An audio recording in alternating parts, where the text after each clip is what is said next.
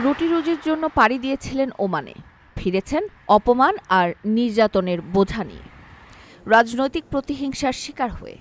মঙ্গলবার 15 জুলাই ঢাকার রিপোর্টার্স ইউনিটিতে আয়োজিত এক সংবাদ সম্মেলনে এমন অভিযোগ করেন ভুক্তভোগী ওমান প্রবাসীরা। জোরপূর্বক প্রত্যাগত ওমান প্রবাসী ফোরাম এর ব্যানারে প্রবাসীরা জানান, ওমানে বহু বছর ধরে কর্মরত থাকা সত্ত্বেও শুধুমাত্র রাজনৈতিক মতাদর্শের কারণে শতাধিক প্রবাসীকে চাকরি ও ব্যবসা হারিয়ে দেশে ফেরত পাঠানো হয়েছে। সাজ্জাদ হোসেন নামে এক ভুক্তভোগী চিকিৎসক জানান, ওমানের একটি হাসপাতালে শিশু বিশেষজ্ঞ হিসেবে কাজ করার সময় তাকে স্কুল পরিচালনা বোর্ডের নির্বাচিত চেয়ারম্যান হওয়ায় আটক করা হয়।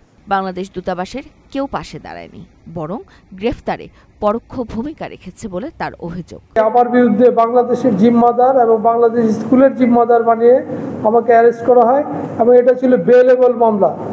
জাস্ট উঠলেই বেলের জন্য আবেদন করলেই জামিন পাওয়া সম্ভব, কিন্তু সেখানে তৎকালীন ফেসিবাদী সরকারের দূতাবাস তারা উল্লাসে মেতে উঠেছে, তারা কোনো আইনি সহযোগিতা দেয়নি। সলিমুল্লাহ নামে আরেক ব্যবসায়ী জানান, সামাজিক যোগাযোগ মাধ্যমে মত প্রকাশ করায় তাকে ব্ল্যাকলিস্টেড করে দেশে পাঠিয়ে দেওয়া হয়। কোভিড-19 করোনাকালীন সময়ে পরিবার পরিজন সহ আমাকে দেশে পাঠিয়ে দেওয়া হয়েছে। আজ আমি দেশে এসে মানবতার জীবনযাপন করছি।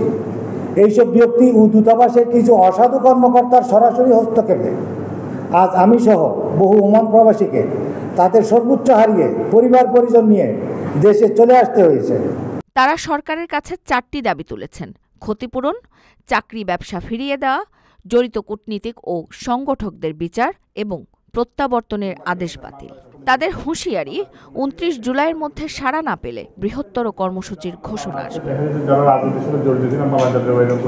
ওমান থেকে জোরপূর্বক ফেরত পাঠানো প্রবাসীদের অভিযোগ শুধুই ব্যক্তিগত ক্ষোভ নয়, এটি বাংলাদেশের প্রবাসনীতি, কূটনৈতিক দায়িত্ববোধ এবং মানবাধিকার প্রশ্নে এক বড় প্রশ্নচিহ্ন হয়ে দাঁড়িয়েছে। চাকরি ও ব্যবসা হারিয়ে দিশেহারা এসব প্রবাসীর এখন একমাত্র ভরসা ন্যায় বিচার ও সরকারের সরাসরি হস্তক্ষেপ। তারা চান দোষীদের বিচার হোক, ফিরে পাক নিজেদের সম্মান ও জীবিকার অধিকার। আকর্ষণীয় রেট ও দারুণ সব ডাটা বান্ডেল পেতে আজই ব্যবহার করুন ফ্রেন্ডলি সিম।